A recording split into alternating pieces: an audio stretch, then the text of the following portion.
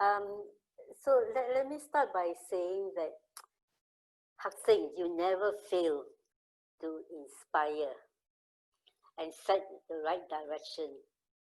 So what you have spoken about, actually, we did not talk to each other, right? But what you spoke about just now resonates very well with what I'm going to talk to you about. So thanks very much for laying the framework, the groundwork.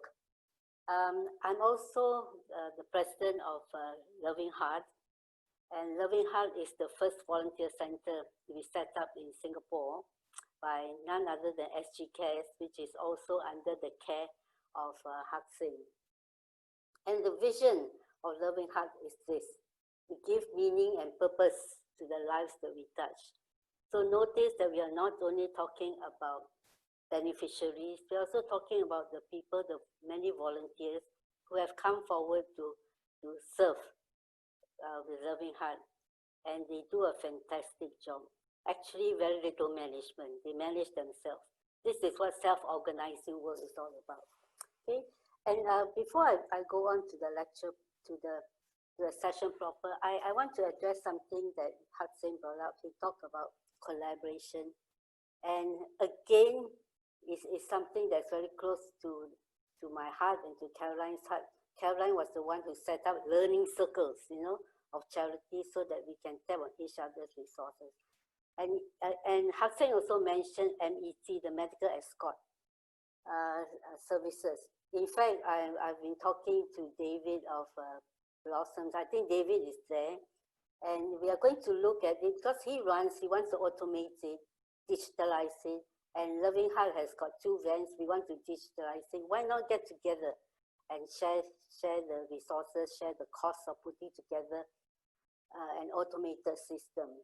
So this is an example of how, and if not for the fact that we were brought and became so active in this sector because of Seng, we would not have, reached out to each other. So we can safely say, Seng, that the effort that you put in to get the charities to collaborate is showing some success, at least with Blossoms and Loving Heart. By the way, there's also another Loving Heart in Jurong, and they are also here, and they are also our partners.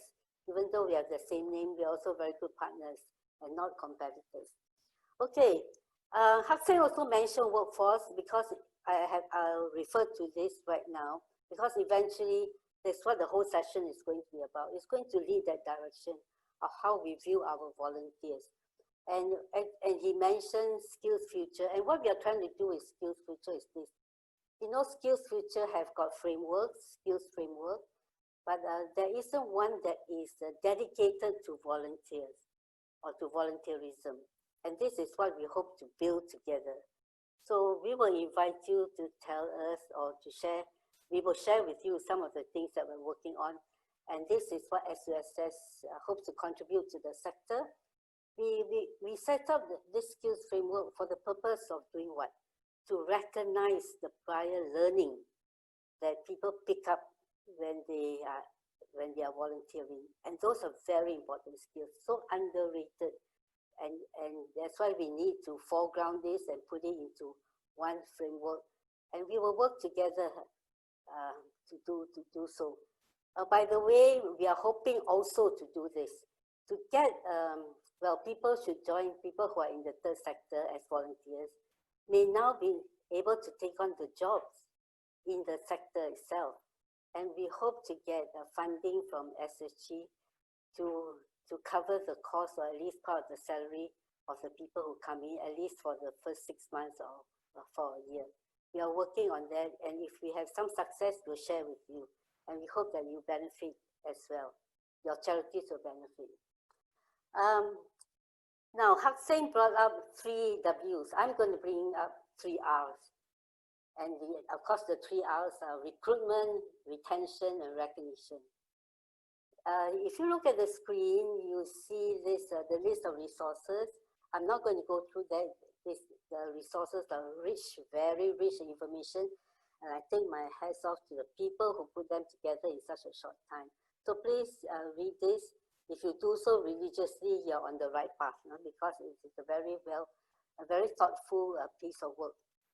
I have only one precious hour, and I think that I'm sure at the end of the session, suppose at 12, you will probably stay on a bit longer, because I think what we are going to discuss will be of great interest to all of us.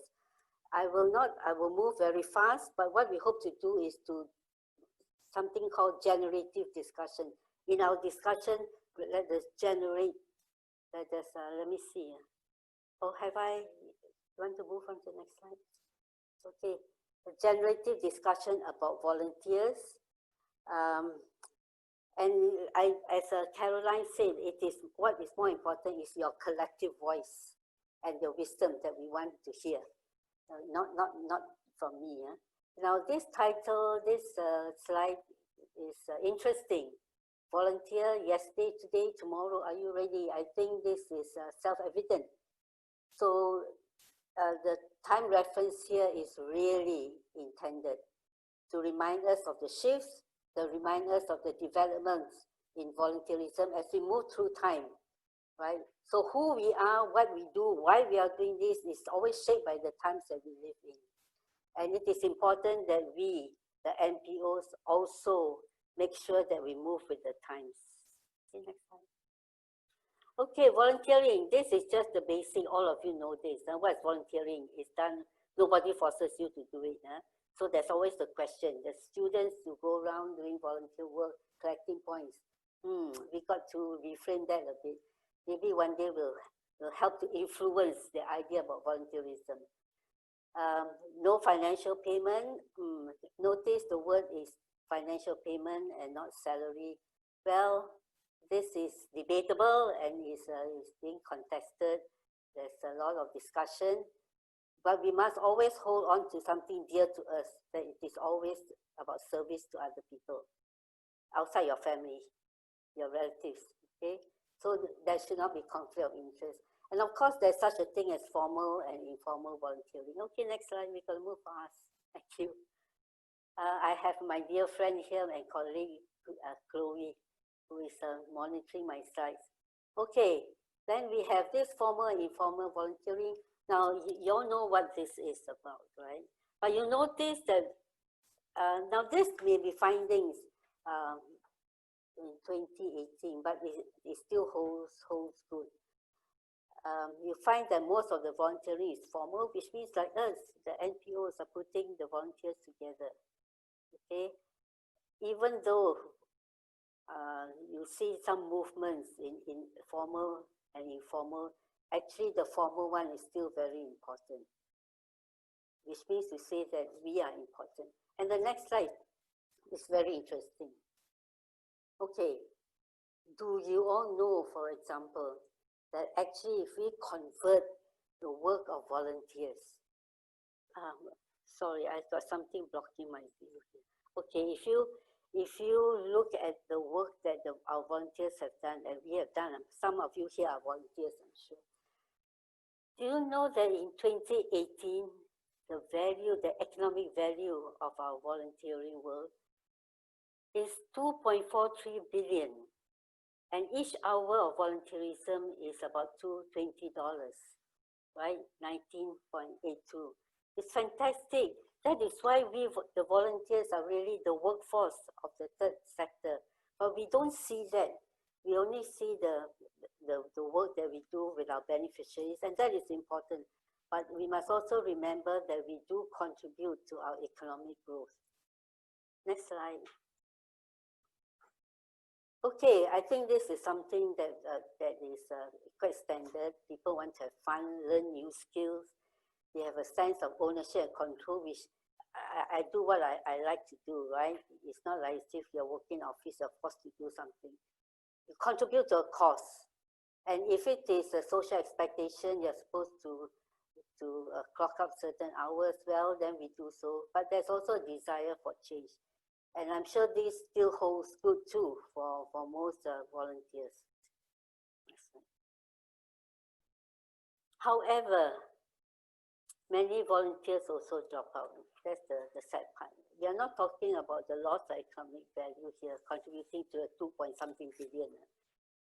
But I think there are certain things that we need to do, and this comes from NVDC, certain things that we need to do to help to retain our volunteers, right? Some of their expectations are unmet, so they say. Like flexibility, not meaningful, not impactful, no fun, they don't use their skills, workload is unreasonable, no proper training. And these are actually survey of volunteers. And so I'm sure that they tell the truth. I'm sure this is, and I think that this is also quite evident in some of the, when you talk to some people. Okay, next slide. Perhaps we can give, slides, okay, we'll think about sharing the slides, okay. Now, perhaps we can give them purpose if we push a little bit more for skills-based volunteering. And what is skills-based? Where the professionals use their talents and their resources to strengthen the capabilities. And very often the charities, as Seng said, are small and they may not have the resources, and that's where skills-based volunteering becomes very, very important. Okay. Next slide. Okay, but how important is it? I mean, how much is truly skills-based? Do people really bring their work-related skills? And in that, this is 2018, as I said, not many, because it says less than 1 in 2 are interested in work-related. Okay, but and then from the list there, you can see, the activities of the related skills. No, this thing is always blocking. Okay, the 5 work-related skills that they contribute are technical skills, sales, professional skills like doctor, cleaning, interpersonal communication skills. But there's more that we can do. We must really increase in volume the kind of skills that are brought to the volunteer sector. Remember, think of the volunteer sector as what? As really the workforce. It is the third sector, and the third sector is going to create all the jobs soon. Our World Economic Forum has said that the care economy is going to be the economy that's going to create jobs. And therefore, we should not be afraid to bring the work skills, our workplace skills into the third sector as we do our volunteer work. So I would like you to reflect on this and how can we encourage SBV. There's no end to it. There's just as much that you can do for volunteerism by using skills-based volunteerism. Okay, the next slide. Sorry if I seem to rush because I really want to give you time for discussion. I'm sure you have watched the 2 videos. I don't know whether it's possible for you to show your hands, to show by hands, whether you watched the video. I hope you have, because I think it will give you a new perspective of volunteerism. So that's why I asked the question, is volunteerism a new creature? The new volunteerism going forward, or is it an evolution? Well, we can talk about that later. But in the first video that probably should have watched is how volunteerism can change the world. It's about this lady, Joyce Bertram, who was sharing her experience. The experience is that of it's a little community. This is what they call, I think, they go to a place and then they build something up, they build up a community. So, and the focus of the participation is participation. Participation is everything. You cannot exclude yourself from what goes on in your community. Even if it is just being creative, right? You're sharing something with the people in your community. So participation underpins that. But even more important than participation is always this key idea. Seng say why is important, but why not is just as important, right? Try new things. Why not? Why can't it happen? You do not know unless you try. So this particular slide actually talks about volunteerism culture, community, self-expression, creativity, self-reliance, and this is what we teach in school, we teach in the university. We hope people will practice that. We should practice that in the volunteer sector as well. We are no different from workforce. We want to innovate, and therefore we need people who are creative, people who come in with give us new ideas about how to give meaning to volunteerism. The next slide. Okay, you probably, I hope that you've seen this slide. This is also a very interesting person, Camila, and she made no bones about this. She was very deliberate about what volunteerism can do for her. Now remember, we started off a long time ago that volunteerism is about altruism, and yet it has evolved to this. It's about empowering yourself too. By serving other people, I serve myself to build my life. Share your skill sets that you gain from volunteering. And the skill sets are what? Critical thinking, complex problem solving, leadership skills. Do we realize that? Do we realize that these are some of the things that our volunteers are picking up? Start life with meaning and purpose, passion and dreams. In other words, volunteer early. Yeah? Okay, now this is Dr. Chat is blocking me again. So volunteerism is not just nice, but necessary as a future workforce. Seng, true, what you talk about is so true. From a volunteer's perspective, volunteer work gives you this employability. As I said just now, we started off volunteerism, it's all about altruism. You know, like Singapore Church Society, yes, I think they are in the audience as well, and AWA, started off by a group of expatriate wives who thought that they wanted to do some good, right? And it builds and it builds and it builds. So it becomes a friendship, establishing network, believing in cause. But now we are looking at it this way, that volunteerism actually allows you to grow professionally yourself. So use volunteerism for your professional development too. It increases your employability. So my call to the NPOs and to my colleagues who are attending this session, that we should look at volunteers as a strategic human resource. And how is it defined? I know Millie is the expert here, Millie. So if I'm wrong, then you can tell me off later. Millie is my colleague at the university. She's in charge of HR. Strategic human resource management is the pattern of planned human resource deployment. We must plan activities intended to enable an organization to achieve its goals. I think this is quite simple to understand. We must be very deliberate when we work with our volunteers. We don't. We hope that they will carry tables and chairs as well, right? But I think we need to be fair to the volunteers, deploy them, give them the right fit in the work that we hope that they will do for us. So I think the big picture is this. Big picture is always this. Volunteerism gives us, in the end, the resilience that the country needs. And that is what we hope to achieve. Right? So as Hui Han uses the word journey, it is a journey. When we started off, we didn't think of volunteerism as doing that. But volunteerism now has a very important role. The VWOs themselves and non-profit organizations have very important role. So it is time that we really, as I always say, it's a rallying call that we back up so that we can prepare ourselves for our own social transformation in order to help the economic transformation.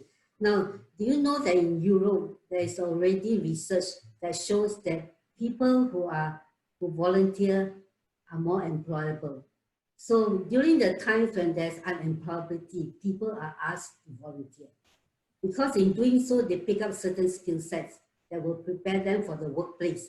So I'm so glad, Seng, you kept mentioning the workplace. It's very important, the skill set. And this is what the university is trying to do, to identify these skill sets. And that's the research that Caroline was talking about. So I hope that y'all will come and help us. So with that, my last call is this, let us value our volunteers because they come in to help us with good heart.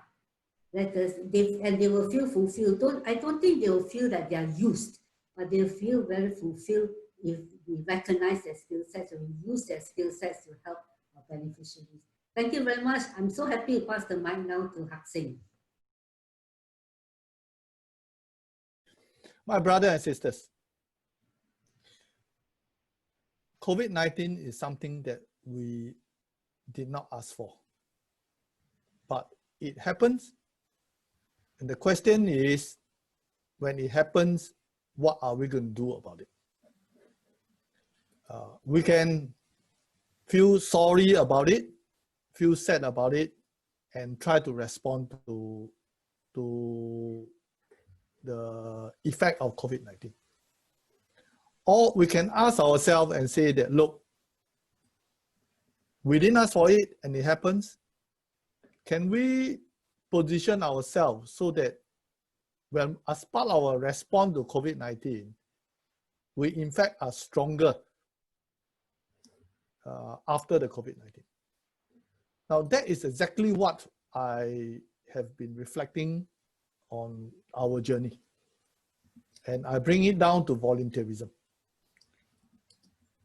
Volunteerism, I mean, as much as we say that COVID-19 has scaled down the number of volunteers opportunities, it has scaled down the number of volunteer opportunity because we need to protect each other through safe distancing. But have you ever asked, can we work around it and yet able to do volunteer work in a very aggressive and in a way whereby we leave no one behind? The answer is yes. And one way is a shift from a big scale volunteerism, as we are very much used to, 100 people coming together, cooking together, distribute food in a centralized area, to what I call distributed volunteerism.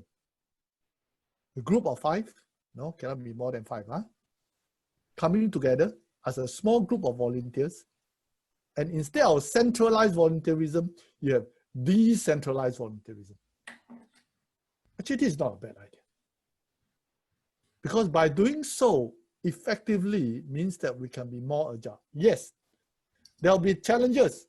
There'll be challenges of coordinations, I can tell you, because it's easy to coordinate one big 100 volunteers, but it takes some effort to coordinate 20 or of the 20 group of 5 volunteers. Can we do it? Of course we can do it. And this is where I urge everyone to relook at how we organize volunteers. What are the process of organizing volunteers? How can we mobilize small group volunteerism and yet ensure coherency? This will require 3 things. It will require, number 1, we rethink what is the volunteer management process. Number 2, it will require us a new competency, because for small group volunteerism to work, you need to have 5 and one of them is a leader. Therefore, we need to build even more leadership down to volunteerism requires even more small group leadership. And third, it's about technology. To maintain a coherency and connection among small group, technology got a great way, it's a great multiplier. In fact, today, I've learned something. Prof, you have used a tool known as Mural. Hey, I thought Mural is the great way to do what I call collaborative work. Who say we cannot divide our volunteer into group of 5, but still maintain the big picture using tools like Mural? No need. This is a great example of how we can go against all odds and yet become stronger. So my message to my brother and sister is this. Please do not respond to COVID-19, but seize the opportunity that COVID-19 provides, because we didn't ask for it, so that together, be volunteerism, be relationship, be the country, be economics, be social, so that together we will become stronger. So that's my message, and I must thank COC-SUSS for organizing these programs. Many of you all will know that I run multiple things, but for this program, I really put heart and soul on this. My presence is strong, partly because I feel that volunteerism, what Prof. Teng said, is going to be an important capability that bring Singapore to SG 100. Thank you, and please stay safe and stay healthy. Over to you, Caroline.